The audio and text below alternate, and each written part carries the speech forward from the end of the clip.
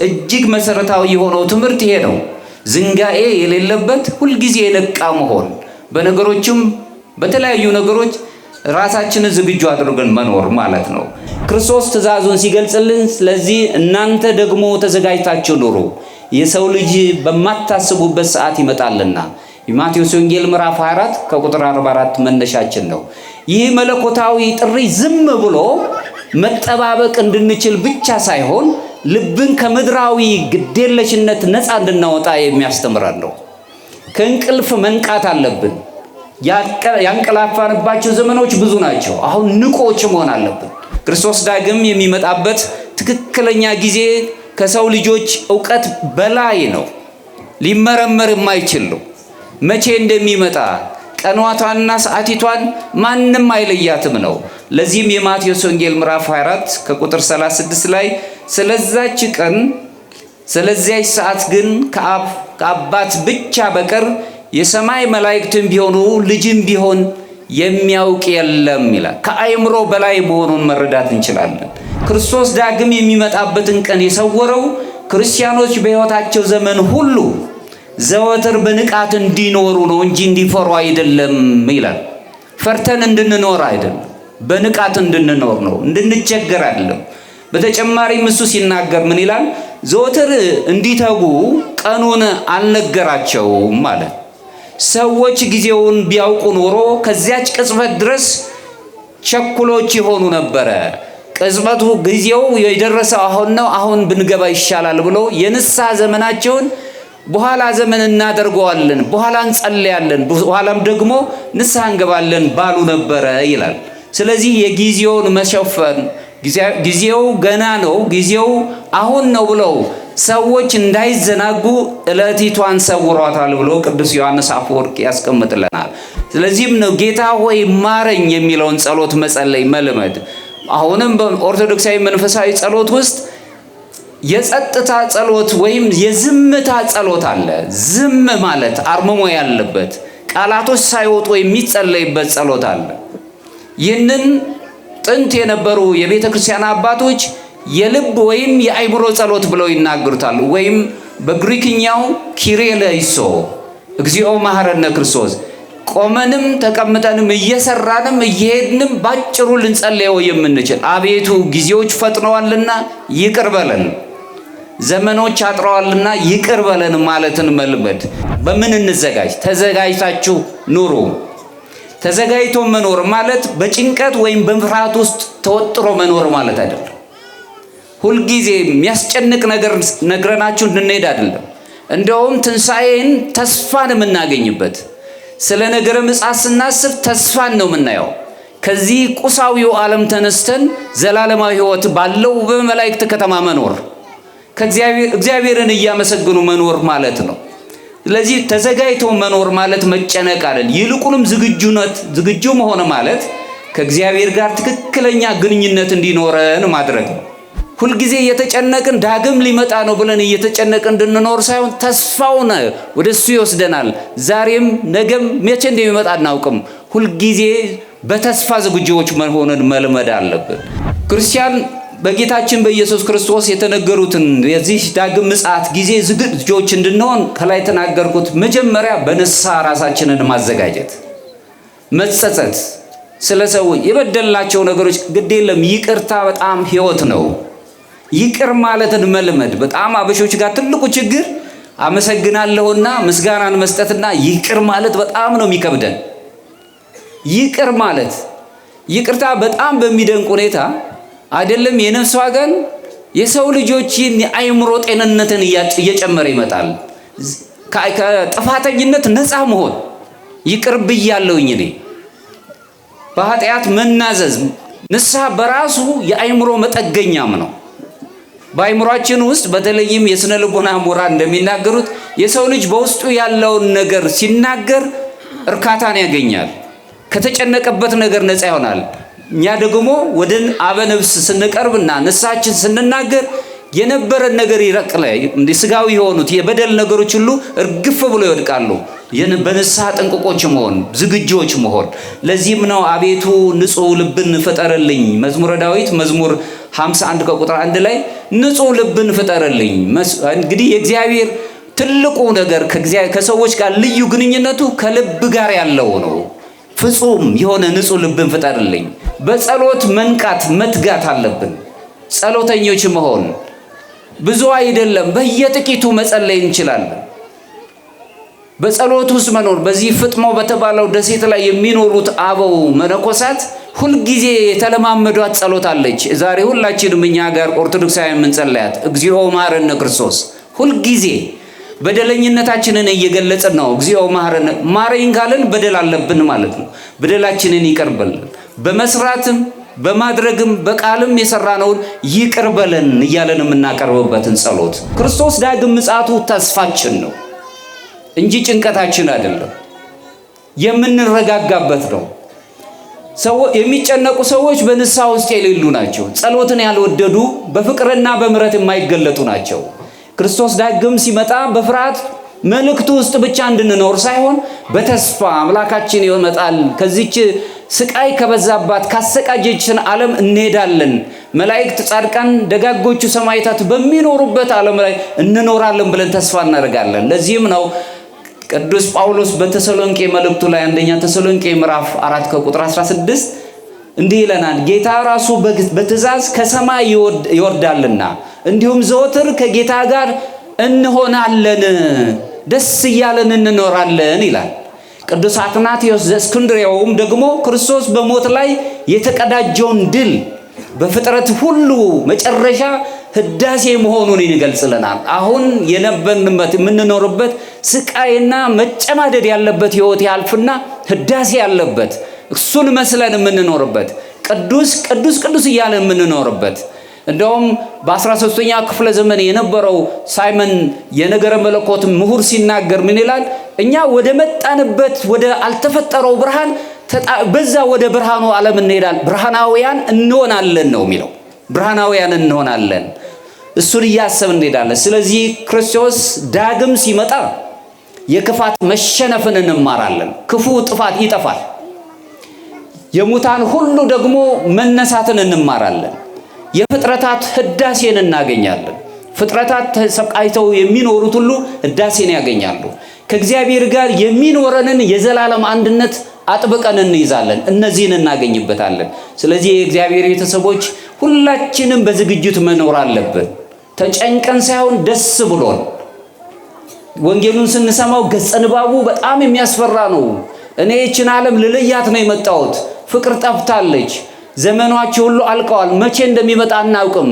ይህንን ሁሉ የሚያስጨንቅ ግን ደስ እያለን አምላካችንን በዝግጅት እንድንኖር ነው። በአጭሩ በዚህ ወቅት ውስጥ የምናየው ንቃተ ህሊናን ንቃተ ልቡናንም ነው። የማወቅ ነፃነት ባለበት ዓለም ውስጥ የምንኖር ሰዎች በተለይ ኦርቶዶክሳውያን ነገን እጸልያለሁ ምክንያቱም ጊዜ አለኝ፣ ነገ ደግሞ ንስሐ ገባለሁ ምክንያቱም ሰዓቱ አለኝ፣ ወጣት ነኝ፣ ጊዜዎች አሉኝ የምንልበት ሰዓት አይደለም ነው።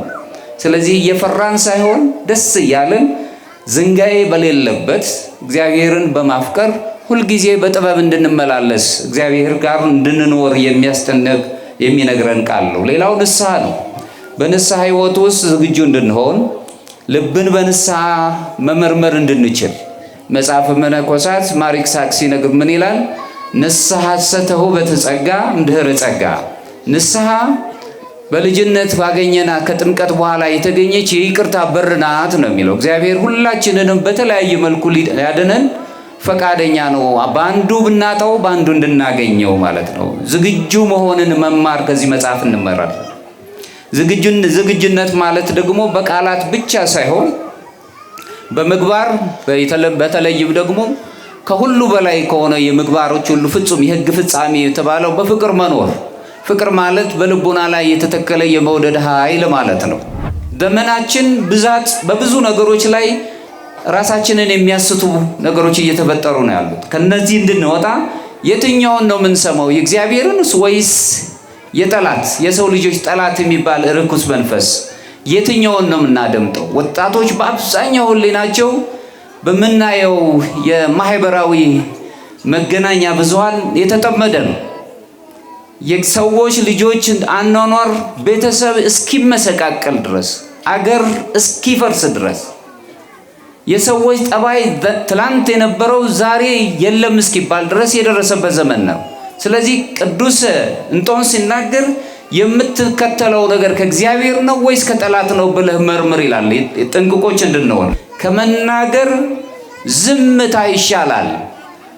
በዝምታ ውስጥ ብዙ ንግግር ስላለ የማይናገሩ ሰዎች የሚመስሉን ብዙ ንግግር አላቸው። ሰዎች በሰውኛው አንደበት ብቻ የሚያወራ ይመስላቸዋል። የምትናገርበትን ጊዜና የማትናገርበትን ጊዜ ለይተ ማስቀመጥ ነው ይላል። በጥበብ መመላለስን መልመድ ነው። አሁን ብዙ ተናጋሪ፣ ብዙ ጫጫታ የበዛበት ዓለም ላይ ነው የምንኖረው። በዚህ ጫጫታ በበዛበት እኔና ራሴ ብቻ በሚለው ቁሳዊው ዓለም ላይ በመናገር ብቻ አሸንፋለሁ የሚል ማህበረሰብ የተፈጠረበት ነው። በዝምታ ውስጥ ግን ብዙ ንግግሮች አሉ። ስለዚህ ጊዜያችሁን፣ ሐሳባችሁን ጠብቃችሁ የምትናገሩበት ጊዜ ይሁን ነው አንደኛው። ሌላው ሁለተኛው የአእምሮ ዝንጋዬን መዋጋት ነው። አእምሮአችን ዝንጋዬ አለበት። ብቻችንን በቁሳዊው ዓለም ነው የምንኖረው። የአርሜኒያው ቅዱስ ማርቆስ የተባለው ታላቅ አባት እሱ በገለጸው ዝንጋዬን እንዴት ማጥፋት እንችላለን? ከእግዚአብሔር ጋር ግንኙነት ባደረግን ቁጥር ከኃጢአት ጋር የሚስማማውን የዚህን ዓለም በዓለም ውስጥ ሆነን ዓለሙን እንርቀዋለን ይላል። ስለዚህም ንቁ መሆን ማለት እግዚአብሔርን ዘወትር ማሰብ ነው። የፈጠረንን አምላክ ሁል ጊዜ ማሰብ ማለት ነው ብሎ ይነግረናል። በምንሰራው በማንኛውም ስራ ውስጥ በምንንቀሳቀስበት ጊዜያት ውስጥ ሁል ጊዜ እግዚአብሔርን ማሰብ፣ የምንሰራቸው የምናከናውናቸው የዕለት ጉርሳችን ሊሸፍኑ የሚችሉ ይሆናሉ። ነገር ግን ይህን ሁሉ ማድረግ የሚችል ሊሞላልን የሚችል እግዚአብሔር መሆኑን አስቦ መኖር እንደሆነ ይህ ታላቅ አባት ያስረዳል። ንቁ ሆን። የንቁ የሆነ ሰው ምላሱና አይኑን መቆጣጠር ይችላል ይላል። ንቁ የሆነ ሰው ተዘጋጅታችን ሁሉ ሲለን አሁናዊው የሆነውን ነገር መያዝ አለብን።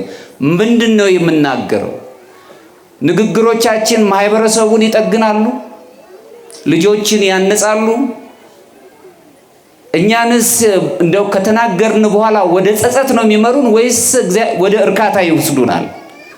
አንደበታችሁን ጠብቁ ይለናል። ታማኝ መሆን፣ ሰው ለራሱ ታማኝ መሆን አለበት። ለራሱ ታማኝ ያልሆነ ሰው ለማህበረሰብ ታማኝ መሆን አይችልም። ለህሊናው ታማኝ መሆን ሳይቅተው ነው በአብዛኛው በሰዎች ላይ በደልን የሚፈጽመው። ሰው ለፈጠረው አምላክ ታማኝ መሆን አለበት። ለማህበረሰቡ ሁልጊዜ ታማኝ መሆን አለ። እርግጥ ነው እውነት በጣም ከባድ ናት በዓለም ላይ። ውሸቶች ተደርበው እውነት የሆኑበት ዓለም ላይ ነው የምንኖር። ይሁን እንጂ በእውነት የምንኖር ሰዎች እንድንሆን ነው የእግዚአብሔር ቃል የሚነግረን። ስለ እውነት መኖር፣ እውነትን መስራት፣ እውነትን መናገር፣ ዋሽቶ ማስታረቅ የሚባል ቋንቋዎችን እንሰማለን። እሱን ራሱ መንፈሳዊ ህይወት አይመራው። ሁልጊዜ እውነት ነው መናገር ያለብን። ስለ እውነት መቆይ፣ እውነት እንኳን ቢከብድም ለዚህ ዓለም ቢያሰቃየውም ስለ እውነት መኖርን መልመድ አለብን። የጥፋት ውሃም መጥቶ ሁሉንም እስከሚወስድ ድረስ አላወቁም። አሁን በሚሆኑት ክንዋኔዎች ስንመለከት ምን እናደርግልን እንችላለን?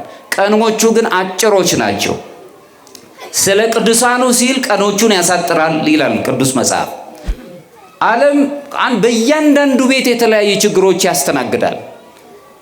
የቁሳዊ እጥረት እንኳን ባይገጥመው በአብዛኛው የምንሰማቸው አብዛኛውን የሆነ የስጋ ደዌዎች በጣም ናይንተው ነው በዓለም ላይ የሚኖሩ። ስለዚህ በችግር ውስጥ እንድንኖር ይሄን እናስተናግዳለን። የሐሳብ እጥረቶች፣ በሐሳብ ላይ በጣም ቀጥሮ መታየትን፣ እነዚህ ነገሮች ይንጸባረቃሉ። በጣም ቁሳዊ መሆን፣ ጊዜያችንን በፍቅረ ነዋይ ውስጥ እንድንናኝ ማድረግ፣ ይሄን ባደርግ ይሄን እናገኛለሁ፣ ይሄን በሆን እንዲሆናለሁ ብለን እንድናስብ፣ ዝንጎች እንድንሆን የሚያስተናግድ ነው። ስለዚህ እነዚህ ነገሮች አብዛኛው ለመንፈሳዊ ህይወታችን እንቅፋቶች ሆናል። ያስፈልጋል፣ በስጋችን የሚያስፈልግ ነገር ያስፈልገናል። ነገር ግን ከዛ የበለጠ ግን እግዚአብሔርን እያወቅን የምንኖርበት ለሌሎች ሰዎች ብርሃን መሆን የምንችልበትን እሱን እያሰበን እንድንሄድ ነው ማድረግ ያለብን። የበላይን ማክበር ተገቢ ነው አሉ። ማክበር መልካም ነው። አቻን ወይም እኩያን ማክበር ደግሞ ተገቢ ነው። እሱ ትክክል ነው። ከኔ ጋር ነው ያለው ምንለው እነዚህ መልካም ናቸው። የበታች የሚለውን ግን ማክበር ማገልገል ግን አምላክነት ነው ይላሉ ሊቃውንት። ከኔ ጋር ናቸው። ያ ማለት አምላካችን እግዚአብሔር ዝቅ ብሎ መጻተኞች ናቸው የተባሉትን በዘመን ሙሉ ኃጢአት ስትሰራ የነበረችውን ማርያም መግደላዊት ዘመናቸው ሙሉ ኃጢአት ይሰራሉ ተብሎ በማህበረሰቡ ተንቀው የነበሩትን እንደ ቅዱስ ማቴዎስን ቀራጭ የነበሩ ሰዎች ለማህበረሰብ በደል ይፈጽማሉ ተብሎ ሲታሰቡ ስለነበር ዘኬዎስ የተባለውን ሰው ብትመለከቱ ከቁመቱ ማጠር የተነሳ ዛፍ ላይ ሆኖ አምላኩን ይጠብቅ የነበረው ና በቤት ገብቼ ማዕድ ቆርሳለሁ ያለው በማህበረሰቡ ዘንድ ታናሽ ናቸው የተባሉትን ሐዋርያቱ በተለይ ይዟቸው መጥቶ ሐሙስ ቀን ማዕድ ከነሱ ጋር ከበላ ከጠጣ በኋላ እግራቸውን ያጠባቸው ዝቅ ብሎ እኛ ባንተን ታጠብ ሳይሆን እኛንን አንተን ማጥበብ ያለብህ እኛ ሎሌዎች ነን አንተ ደግሞ አምላክ ነህ የለም መታጠብ አለባችሁ ብሎ ዝቅ ብሎ ዝቅታን ያስተማረን አምላካችን ኢየሱስ ክርስቶስ ነው። ትሁት መሆን ትህትና ግድ የለም ዋጋ ይከፍላል። በዓለም ላይ አሁን ትሁት መሆን ማለት ሞኝነት ነው። ዝቅ ማለት መረገጥ ነው። ግድ የለም በነፍስ ዋጋ አለው።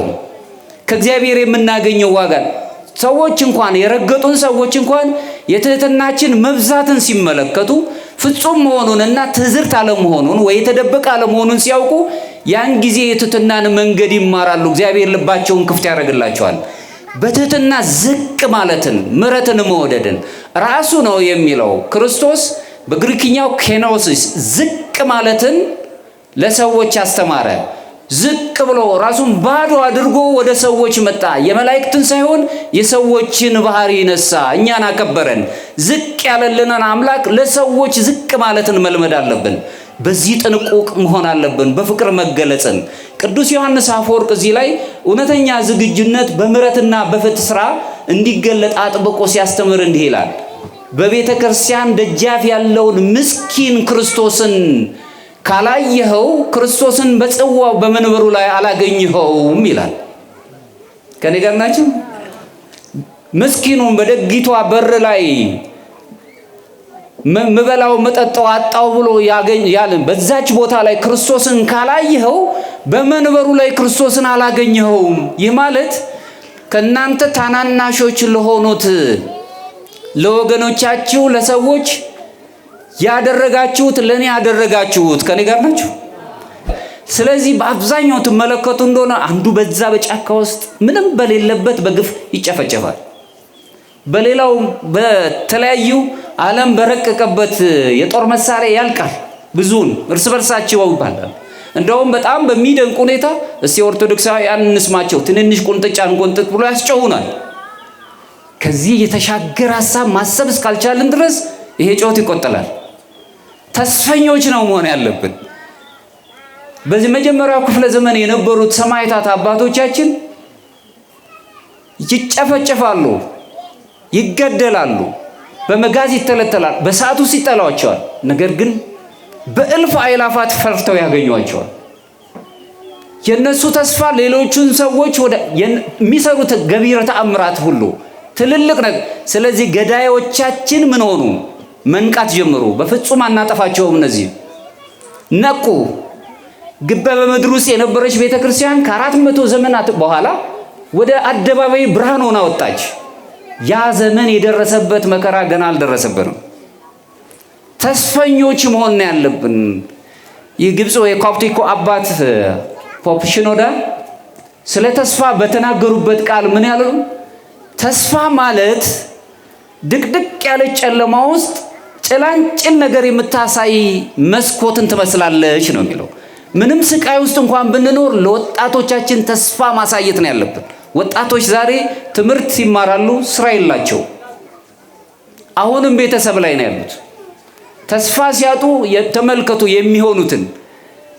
ከሀገር ወጥተው መከራ ይቀበላሉ። ለምንድን ነው እንዲህ የምታደርገው ብለን ስንጠይቃቸው አይ ዞሮ ዞሮ እዚህ ሞት ነው እዛም ሞት ነው። እንደውም እናቴ ፊት ሆኜ ሞቴን ከምታይ ከፊቷ ብርቅ ይሻለኛል ብለው ተስፋ የቆረጡ ማህበረሰብ ወጣቶች የተገኙበት ዓለም። አብዛኛው ደግሞ ኦርቶዶክሳዊ ነው። ተስፋ የምንሰጥ መሆን አለብን። ተስፈኞች መሆን አለብን። ይሄም ያልፋል። ቀኖች ሁሉ የሚያልፉ ናቸው፣ በእግዚአብሔር ይጠቀለላሉ። ከዚህ በኋላ የምናገኛቸው ግን ከዚህ ዓለም የበለጠ ክብር እናገኛለን። ወጣቱን ወደ ተስፈኛ ማድረግ ነው። ክርስቲያናዊ ሕይወት በባህሪው ራሱን የሚገልጽ ነው። በመሆኑም እንግዲህ የሰው ልጅ በጌትነቱና በክብሩ በሚመጣበት ጊዜ በዝንጋዬ የምንገለጽ ሳይሆን ትጎች መሆን አለብን። ለዚህም ነው አምላካችን ኢየሱስ ክርስቶስ ሐዋርያቱን ሶስቱን ደቀ መዛሙርት ወደ ሁለት ስፍራ ወስዷቸው ትግው ወጸልዩ ከመ ኢትባኡ ውስተ መንሱት፣ ወደ ዳግመኛ ፈተና እንዳትገቡ ተክታችሁ ጸልዩ። ሁልጊዜ በጸሎት ማሰብ፣ ሁልጊዜ ይቅር ማለትን መልመድ፣ ዝንጋይ በሌለበት ብልሆች መሆን፣ እንደ ብልሆቹ ደናግል የምግባር ዘይቶቻችን ሁልጊዜ ይዘን መገኘት መቻለን። በመንፈስ ቅዱስ ዘይታችን ሙሉ መሆን አለበት። ይህ ሃይማኖታችን መልካም እንዲሆን ማድረግ አለብን። በልቦናችሁ ውስጥ ያለው ማሰሮ ዘይት የሞላ ሆኖ አምላካችን ኢየሱስ ክርስቶስ ሙሽራው ሲመጣ ተጠባብቀን እንደ ደገኞቹ ደናግል የምናገኘው እንድንሆን ዝግጁዎች መሆን አለብን። የምንጨነቅ ሳይሆን ተስፈኞች መሆን አለብን። ሕፃናቱን ተስፋ ማስተማር አለብን። ወጣቶቹን ተስፋ መስጠት አለብን። እግዚአብሔር ለዚህ እንዲያበቃን መልካም እድሉን እንዲሰጠን ለአበው ለአባቶቻችን እንደተለመነ ለእኛም ይለመነን።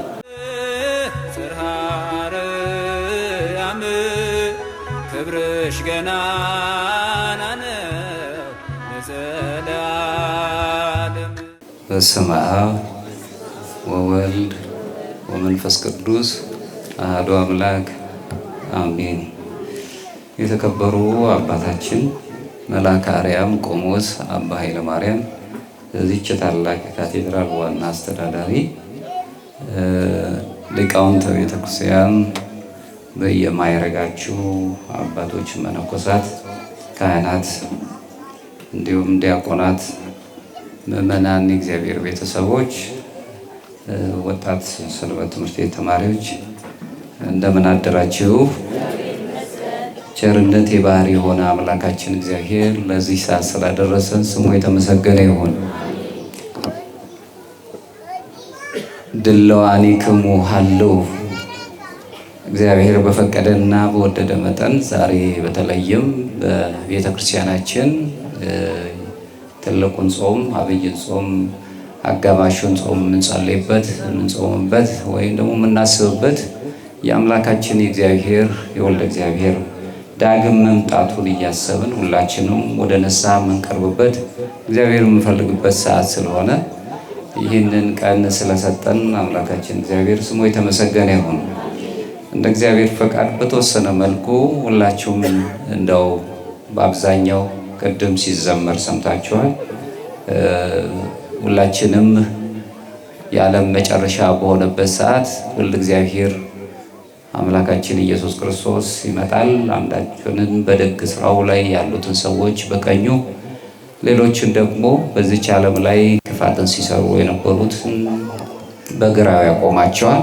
ለእያንዳንዳችን ደግሞ ዋጋችንን እንደሚሰጠን ከዚሁ የምንማርበት በተለይም ዛሬ የምናስበው ቀን ይህንንም ስለሆነ የማቴዎስ ወንጌል ምዕራፍ 24 ከቁጥር 44 ያለውን ምክንያት አድርገን እንደው እንደ ስብከት አይነት ነገር ሳይሆን እንደው በተወሰነ መልኩ የሆነ መልእክት ይዛችሁ እንድትሄዱ ከመፈለግ አንጻር ነውና ጥበቡን ኃይሉን ይግለጽልን። ለመንፈሳዊ ዝግጅት ራሱ ቀኑ ጥሪን እንዳቀረበ መረዳት እንችላለን። መንፈሳውያን እንድንሆን በተለይ ኦርቶዶክሳውያን የኦርቶዶክስ እሳቤ እጅግ የሚለየ ነው። ኦርቶዶክሳዊነት አስተሳሰቡ በራሱ ከዓለም ወይም ከሌሎቹ ለየት የሚያደርጋቸው ነገሮች አሉ። ይህንን መልእክት በተለይም የማቴዎስ ወንጌል ምዕራፍ 24 ሙሉውን ሊቃውንት ሐዋርያን አበው በተነተኑበት ባስረዱበት ወቅት ላይ ያሉትን ነገሮች ተገንዝበን ሁላችንም ለመልካም ነገር ኦርቶዶክሳዊ መልካምነት ባለው ነገር እንድንሄድ ይህ መልእክት ያስተላልፍልናል። እርግጠኛ ነኝ ከኔ ጋር ናቸው። እሺ ጌታችን መድኃኒታችን ኢየሱስ ክርስቶስ ዳግም መምጣቱን በወንጌሉ በነገረበት ለሐዋርያቱ ባስገነዘበበት በማቴዎስ ወንጌል ምዕራፍ 4 ከቁጥር 1 ጀምሮ ሙሉን ብናነበው የሚያስረዳን ይሆናል። እኔ ግን ዛሬ የመረጥኩት ከቁጥር 44 ላይ ያለውን ነው። ከማሁ አንትሙሂ ድልዋኒክሙ ሀለው እስመ በጊዜ የተሐዘብክሙ ይመጽእ ወልደ እጓለ እመሕያው። ስለዚህ እናንተ ደግሞ ተዘጋጅታችሁ ኑሩ፣ የሰማይ ወይም የሰው ልጅ በማታስቡበት ሰዓት ይመጣልና። ስለዚህ ታላቅ ነገር አምላካችን እግዚአብሔር ሲነግረን ለተነገሩት ነገሮች ሁሉ ስለ ጊዜና ስለ ዘመናት እንድንጨነቅ ወይም ደግሞ እንድንረበሽ አይደለም እየነገረን ያለው። ነገር ግን ጊዜዎቹ በማንኛውም ሰዓት ስለሚሆን ዝግጁ እንድንሆን፣ በተለይም ክርስትና የዝግጅት ሕይወት ስለሆነ በፍርሃት ውስጥ እንድንኖር አይደለም። እርግጥ ነው ፈሪሃ እግዚአብሔር እንዲኖረን መጽሐፍ ይነግረናል። እግዚአብሔርን የምንፈራው ይህንን ከሰማይ ኖሮ ሰማዩን እንደ ሻፎ ድንጋይ ጥሎ ያጠፋናል ብለን ሳይሆን ቅድስና ያለው ፍርሃት ልጅ አባቱን በሚፈራበት የመፍራት ቋንቋ ስለምንፈራው ስለምናከብረው ነው። ለዚህ ወቅት የሚያስረዳን ይልቁንም ክርስቶስ እነዚህን ድልዋኒክሙ ሀለው ወይም ተዘጋጅታችሁ ኑሩ የሚለውን ቃል የሚያስረዳን ክርስቲያኖች ከልብ ወደ ንቃተ ሕሊና እንዲቀርቡ ወደ ንስሐም ባለው ሕይወት ውስጥ ታማኞች እንድንሆን በዚህ ሕይወት እንድንኖር አስቀድሞ ስለሚፈቅደን ስለሚወደን ነው። ሁላችንንም እንዲያጣ ስለማይፈልግ ወኮን መሀይምነ እስከ ለሞት ይላል። ማለት እስከ ዓለም እስከ ፍጻሜው ድረስ ወይም እስከ ህቅታ ድረስ የታመንኩን ይላልና ይህንን ስለምናስብ በእነዚህ ቃላት ውስጥ ስንኖር እንድንጨነቅ ሳይሆን እንድናስብ እንድንጠነቀቅ ንቃተ ልቡና እንዲኖረንም ነው። ጌታችን ኢየሱስ ክርስቶስ ዳግም በሚመጣበት ጊዜ ብዙ ነገሮች ይከናወናሉ። መጽሐፉ እንደሚነግረን በእያንዳንዱ ሕይወታችን ቅጽበት ውስጥ ግን የሁላችንንም ምጽአት እንጠብቃለን። የሰው ልጆች የምጽአቱ ነገር በእያንዳንዱ ቅጽበት ውስጥ ነው። ዛሬ ነው ያለነው፣ ነገ ደግሞ እግዚአብሔር ነው ያለው። ከዚህ ሰዓት በኋላ ሕይወታችንም በማንኛውም መልኩ ሊወሰድ የሚችልበት ዘመን ስለሆነ በእግዚአብሔር እጅ ነው ያለነው። ስለዚህ ክርስቲያናዊ ሕይወት ማለት ዝም ብሎ መጠባበቅ ብቻም ሳይሆን ነፍስን ከአምላካችን ከእግዚአብሔር ጋር ለማኖር ዝግጁ ማድረግ ማለት ነው። ሁልጊዜ በተለይም በዚህ በኦርቶዶክሱ ዓለም ሱታፌ አምላክ የሚባል አለ። ሁላችንም አማልክት በጸጋ እንድንሆን በጸጋው የእግዚአብሔር ልጆች እንድንሆን ሱታፌ አምላክ እናገኛለን። ዘመናት አልቀዋል ልንጠፋ ነው ብለን እየተጨነቅ እንድንኖር ብቻ ሳይሆን ለሱታፌ አምላክ እንድንዘጋጅ ይህ ቃል ያስተምረናል ማለት ነው። ባጭሩ በዚህ ወቅት ውስጥ የምናየው ንቃተ ሕሊናን ንቃተ ልቡናንም ነው። የማወቅ ነፃነት ባለበት ዓለም ውስጥ የምንኖር ሰዎች በተለይ ኦርቶዶክሳውያን ነገን እጸልያለሁ ምክንያቱም ጊዜ አለኝ፣ ነገ ደግሞ ንስሐ ገባለሁ ምክንያቱም ሰዓቱ አለኝ፣ ወጣት ነኝ፣ ጊዜዎች አሉኝ የምንልበት ሰዓት አይደለም ነው። ስለዚህ እየፈራን ሳይሆን ደስ እያለን ዝንጋኤ በሌለበት እግዚአብሔርን በማፍቀር ሁልጊዜ በጥበብ እንድንመላለስ እግዚአብሔር ጋር እንድንኖር የሚነግረን ቃል ነው። ሌላው ንስሐ ነው። በንስሐ ሕይወት ውስጥ ዝግጁ እንድንሆን ልብን በንስሐ መመርመር እንድንችል መጽሐፈ መነኮሳት ማር ይስሐቅ ሲነግር ምን ይላል? ንስሐ ሰተሁ በተጸጋ እምድኅረ ጸጋ። ንስሐ በልጅነት ባገኘና ከጥምቀት በኋላ የተገኘች የይቅርታ በር ናት ነው የሚለው። እግዚአብሔር ሁላችንንም በተለያየ መልኩ ሊያድነን ፈቃደኛ ነው። በአንዱ ብናጣው በአንዱ እንድናገኘው ማለት ነው። ዝግጁ መሆንን መማር ከዚህ መጽሐፍ እንመራለን። ዝግጁነት ማለት ደግሞ በቃላት ብቻ ሳይሆን በምግባር በተለይም ደግሞ ከሁሉ በላይ ከሆነ የምግባሮች ሁሉ ፍጹም የሕግ ፍጻሜ የተባለው በፍቅር መኖር። ፍቅር ማለት በልቦና ላይ የተተከለ የመውደድ ኃይል ማለት ነው። በፍቅር ስንል ሰዎች ከሰዎች ጋር እንዲዋደዱ አለመውደድ አንችልም። ክርስቲያኖች ለመወደድ ነው እንጂ መቅረብ የሌለብን መውደድ ግን አልወድም ማለት የሚችል ባህር የለም። ሁላችንም በፍቅር እንድንገለጽ ነው የፈለገን። ምጽዋት ስንል ራሳችንን ሁሉ መስጠት፣ ሌላው በትህትና ራሳችን ዝቅ ማድረግን መልመድን፣ በእነዚህ ውስጥ ታጅበን እንድንኖር ይህ የእግዚአብሔር ቃል ተዘጋጅታችሁ ኑሩ የሚለው ያስተምረናል። ሌላው ንቁ ሆኖ መጠበቅ፣ ጊዜዎቹን ስለማናቃቸው በቤተ ክርስቲያን አገላለጥ ኔፔስ የሚባል በግሪክኛው ቃል አለ። ዝግጁ መሆን የነፍስ ንቃት ማለት ነው። በነፍስ ንቃት ውስጥ መኖር በኦርቶዶክሳዊ መንፈሳዊ ትምህርት ውስጥ እጅግ መሰረታዊ የሆነው ትምህርት ይሄ ነው። ዝንጋኤ የሌለበት ሁልጊዜ የነቃ መሆን፣ በነገሮችም በተለያዩ ነገሮች ራሳችንን ዝግጁ አድርገን መኖር ማለት ነው። በዚህ ውስጥ ይህንን ትርጉም በሚሰጡበት ዝግጁ ሆኖ መኖርን ከሚያስተምሩት አባቶች መካከል ሐዋርያነ አበው ተጠቃሾች ናቸው። ቀደምት የነበሩት የቤተ ክርስቲያን አባቶች በዚህ ዙሪያ ላይ ሁሉም ሰው ዝግጁ እንዲሆንና በየትኛውም ስፍራ እግዚአብሔር ሊወስደው እንደሚመጣ ወደ ራሱ ሊያቀርበው እንደሚመጣ ያለ ፍርሃት ያለ መጨነቅ ዝግጁ እንዲሆን ያስተምራሉ። ከዚህ ውስጥ እንግዲህ የሐሳብ ጥንቃቄ እንዲኖረን በሐሳባችን የሰው ልጅ ብዙ ሐሳብ አለ። ጥንቁ የተነቀን እንድንሆን ታላቁ ቅዱስ እንጦንስም በዚህ ዙሪያ ላይ ሲናገር ከእግዚአብሔር ነው ወይስ ከጠላት ነው የሚለውን ሐሳብህን ለይና ራስን አዘጋጅ ይላል። እንጦንስ በበረሃ ውስጥ በነበረበት ዘመን ንቁ መሆንን እንዴት እንደሚያስፈልግ ያስተምር ነበር። ዘመናችን ብዛት በብዙ ነገሮች ላይ ራሳችንን የሚያስቱ ነገሮች እየተፈጠሩ ነው ያሉት። ከነዚህ እንድንወጣ የትኛውን ነው የምንሰማው? የእግዚአብሔርን ወይስ የጠላት የሰው ልጆች ጠላት የሚባል ርኩስ መንፈስ የትኛውን ነው የምናደምጠው? ወጣቶች በአብዛኛው ህሊናቸው በምናየው የማህበራዊ መገናኛ ብዙሃን የተጠመደ ነው።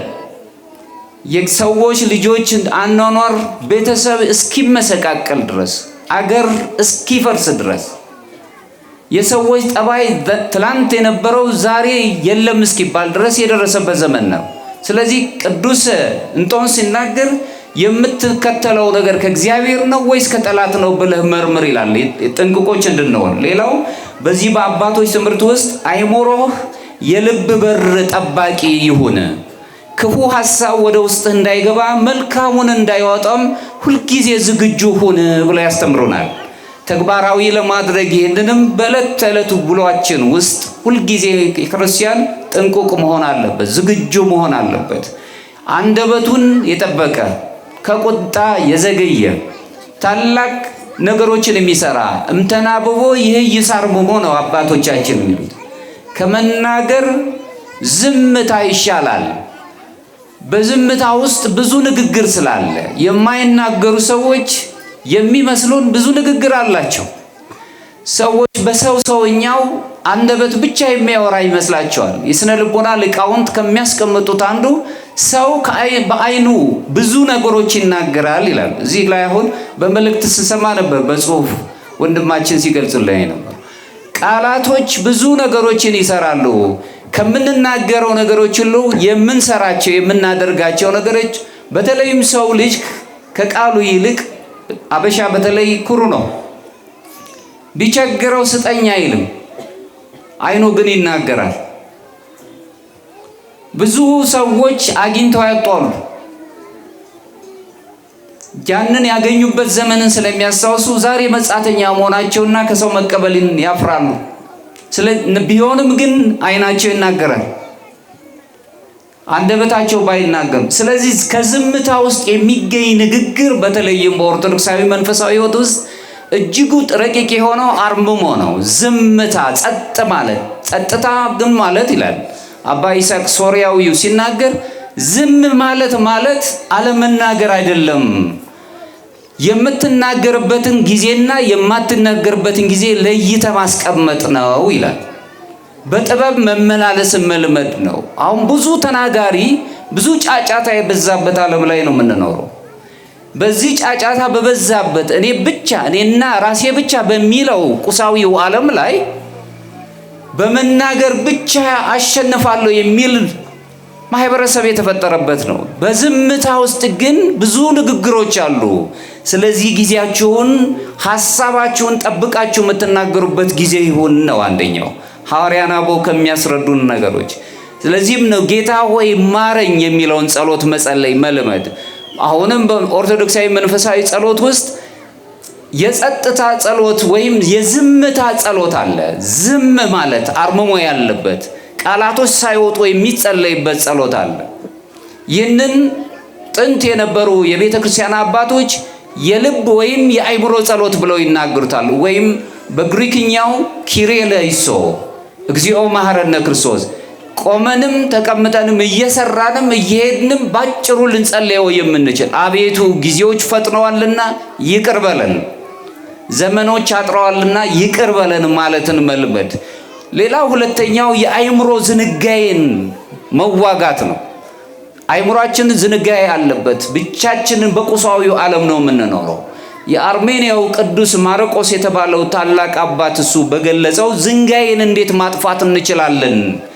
ከእግዚአብሔር ጋር ግንኙነት ባደረግን ቁጥር ከኃጢአት ጋር የሚስማማውን የዚህን ዓለም በዓለም ውስጥ ሆነን ዓለሙን እንርቀዋለን ይላል። ስለዚህም ንቁ መሆን ማለት እግዚአብሔርን ዘወትር ማሰብ ነው። የፈጠረንን አምላክ ሁል ጊዜ ማሰብ ማለት ነው ብሎ ይነግረናል። በምንሰራው በማንኛውም ስራ ውስጥ በምንንቀሳቀስበት ጊዜያት ውስጥ ሁል ጊዜ እግዚአብሔርን ማሰብ፣ የምንሰራቸው የምናከናውናቸው የዕለት ጉርሳችን ሊሸፍኑ የሚችሉ ይሆናሉ።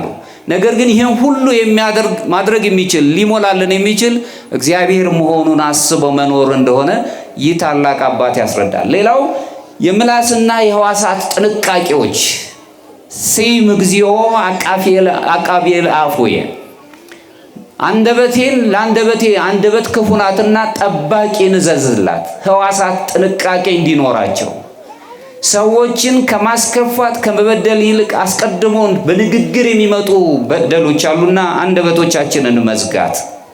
ለዚህም ነው በአምስተኛው ክፍለ ዘመን የነበረው ታላቅ የቤተ ክርስቲያን አባት ቅዱስ ዮሐንስ አፈወርቅ ሲናገር ንቁ ሆን። የንቁ የሆነ ሰው ምላሱና አይኑን መቆጣጠር ይችላል ይላል። ንቁ የሆነ ሰው ተዘጋጅታችን ሁሉ ሲለን አሁናዊው የሆነውን ነገር መያዝ አለብን። ምንድን ነው የምናገረው? ንግግሮቻችን ማህበረሰቡን ይጠግናሉ? ልጆችን ያነጻሉ? እኛንስ እንደው ከተናገርን በኋላ ወደ ጸጸት ነው የሚመሩን ወይስ ወደ እርካታ ይወስዱናል? አንደበታችሁን ጠብቁ ይለናል። ሶስተኛው ይህን ነው የምናይበት ነው። ቤተ መቅደስን ወይም ሰውነትን በሐሜትና በማይረባ ንግግር እንዲጠመድ አለማድረግ ነው። ሕዋሳትን መጠበቅ ማለት እግዚአብሔርን ሁል ጊዜ ማመስገን፣ በማህበራዊ ግንኙነት ውስጥ ከሐሜት መራቅ፣ በቃላት ከመቸኮል ይልቅ ዝምታን መምረጥ። መለማመዳችንን እጅግ እየተለማመድ ነው የምንሄድ ከሆነ መንፈሳዊ ሰውነት ይኖረናል። በዚህ በአይናችን የምናያቸው ነገሮች ሁሉ በጥንቃቄ መመርመር፣ የምናያቸው ትክክል ናቸው ወይ? በጣም ዓለሙ ትልልቅ አባቶችን የሚሳደብበት ዘመን ነው። ቤተ ክርስቲያንን በጣም የማይሆኑት ነገሮች ሁሉ የሚያደርግበት ዘመን ነው። አይቶ እንኳን ለእግዚአብሔር የሚሰጥበት ጊዜ አይደለም ያለ። የራሳችን ሰዎች ከእምነቱ የወጡትን ሰዎች አይደለም እያልን ያለው፣ የራሳችን ሰዎች የምናያቸው ነገሮች በጥንቃቄ ማየት አለብን። የምናያቸው ነገሮች ትክክል ናቸው ወይ? ጥንቃቄውን ይሄን መውሰድ አለብን፣ ክርስቶስ ሲመጣ ዋጋም ለማግኘት። ሌላው ጌታችን ዳግም በሚመጣበት ጊዜ ለምንድን ነው ዳግም እንደሚመጣ ያስረዳል። ለምንድን ነው የገለጸልን? እሱን ማሰብ አለብን። ክርስቶስ ዳግም የሚመጣበት ትክክለኛ ጊዜ ከሰው ልጆች ዕውቀት በላይ ነው፣ ሊመረመር የማይችል ነው። መቼ እንደሚመጣ ቀኗቷንና ሰዓቲቷን ማንም አይለያትም ነው። ለዚህም የማቴዎስ ወንጌል ምዕራፍ 24 ከቁጥር 36 ላይ ስለዛች ቀን ስለዚያች ሰዓት ግን ከአባት ብቻ በቀር የሰማይ መላእክትም ቢሆኑ ልጅም ቢሆን የሚያውቅ የለም ይላል። ከአእምሮ በላይ መሆኑን መረዳት እንችላለን። ለዚህም ትርጓሜም ሲሰጥ ቅዱስ ዮሐንስ አፈወርቅ ክርስቶስ ዳግም የሚመጣበትን ቀን የሰወረው ክርስቲያኖች በሕይወታቸው ዘመን ሁሉ ዘወትር በንቃት እንዲኖሩ ነው እንጂ እንዲፈሩ አይደለም ይላል። ፈርተን እንድንኖር አይደለም፣ በንቃት እንድንኖር ነው። እንድንቸገር አይደለም። በተጨማሪም እሱ ሲናገር ምን ይላል? ዘወትር እንዲተጉ ቀኑን አልነገራቸውም ማለት። ሰዎች ጊዜውን ቢያውቁ ኖሮ ከዚያች ቅጽበት ድረስ ቸኩሎች ይሆኑ ነበረ። ቅጽበቱ ጊዜው የደረሰው አሁን ነው፣ አሁን ብንገባ ይሻላል ብሎ የንስሐ ዘመናቸውን በኋላ ዘመን እናደርገዋለን፣ በኋላ እንጸልያለን፣ በኋላም ደግሞ ንስሐ እንገባለን ባሉ ነበረ ይላል። ስለዚህ የጊዜውን መሸፈን ጊዜው ገና ነው፣ ጊዜው አሁን ነው ብለው ሰዎች እንዳይዘናጉ ዕለቲቷን ሰውሯታል ብሎ ቅዱስ ዮሐንስ አፈወርቅ ያስቀምጥልናል። ዝግጁነት ማለት ግን ትርጉማዊ ሕይወት አለው። በምን እንዘጋጅ? ተዘጋጅታችሁ ኑሩ። ተዘጋጅቶ መኖር ማለት በጭንቀት ወይም በፍርሃት ውስጥ ተወጥሮ መኖር ማለት አይደለም። ሁልጊዜ የሚያስጨንቅ ነገር ነግረናችሁ እንድንሄድ አይደለም። እንደውም ትንሣኤን ተስፋን የምናገኝበት፣ ስለ ነገረ ምጽአት ስናስብ ተስፋን ነው የምናየው። ከዚህ ቁሳዊው ዓለም ተነስተን ዘላለማዊ ሕይወት ባለው በመላእክት ከተማ መኖር፣ እግዚአብሔርን እያመሰግኑ መኖር ማለት ነው። ስለዚህ ተዘጋጅቶ መኖር ማለት መጨነቅ አይደል። ይልቁንም ዝግጁ መሆን ማለት ከእግዚአብሔር ጋር ትክክለኛ ግንኙነት እንዲኖረን ማድረግ ነው። ሐዋርያው ቅዱስ ጴጥሮስ ሲናገር በሁለተኛው ጴጥሮስ ምዕራፍ 3 ከቁጥር 11 ላይ በቅዱስ ኑሮ እግዚአብሔርን በመምሰል እንደምንም ልትሆኑ ትችላላችሁ ይላል።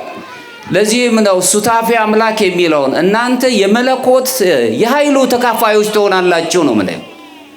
ሰዎች የምንባለው በእግዚአብሔር አምሳል በእግዚአብሔር አርአያ የተፈጠርን፣ አርአያነታችን በጥምቀት አግኝተናል። አሁን አምሳያውን የሆነውን የሰው ልጅ የሚያገኘውን ሱታፌ አምላክ የሚባለውን ረቂቅ የሆነውን ምስጢራዊ ሕይወት የምንኖርበትን ለማግኘት በዚች ዓለም ላይ ዝግጆች ሆነን አምላካችን ሲጠራን መሄድ አለብን። ስለዚህ ዝግጁነት በምን? በንስሐ መጸጸት። ንስሐ ማለት ቀድሞ ከሰራነው ኃጢአት ዳግመኛ ላለመስራት ቃለ መሐላ መፈጸም ማለት ነው።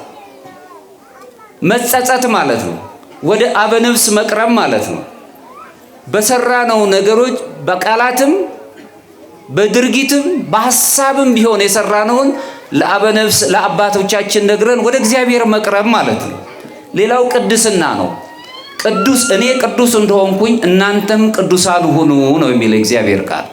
ቅድስናን ይዘን መኖር፣ ቅድስና መለየት ነው። ሁልጊዜ የሰው ልጆች ቅዱስ ሆነው ነው የተፈጠሩት። በኋላ ጊዜ በዚሁ በወደቀው ዓለም ላይ ባሉት ውጣ ውረዶች ያን ቅድስናችንን እያጠፋን እንመጣለን።